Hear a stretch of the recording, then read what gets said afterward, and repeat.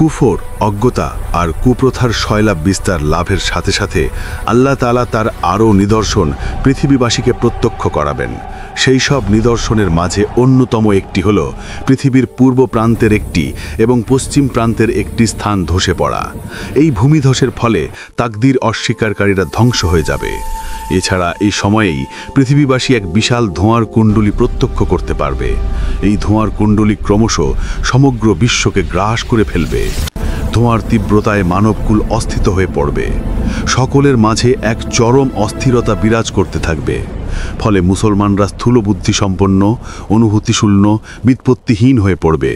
ঠান্ডা বা সর্দিজনিত রোগে আক্রান্ত হয়ে তারা একেবারে দুর্বল ও ক্ষীণ হয়ে যাবে। কিন্তু কাফের এবং মুনাফিকরা এই ধোঁয়ায় আক্রান্ত হয়ে কেউ একদিন, কেউ 2 দিন, আবার কেউ 3 দিন অচেতন থেকে পুনরায় চৈতন্য ফিরে পাবে।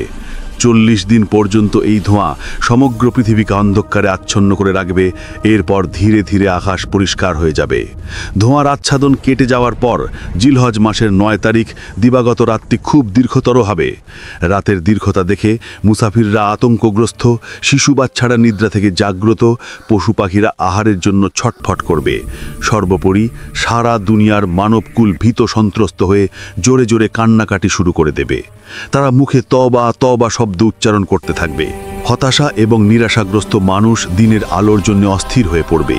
এমনি হতাশা ও নিরাশার মাঝে প্রায় 3-4 রাতের মতো দীর্ঘ হওয়ার পর চন্দ্রগ্রহণের ন্যায় সূর্য একেবারে ক্ষীণ ও সামান্য রৌশনী সহ পশ্চিম আকাশে উদিত হবে।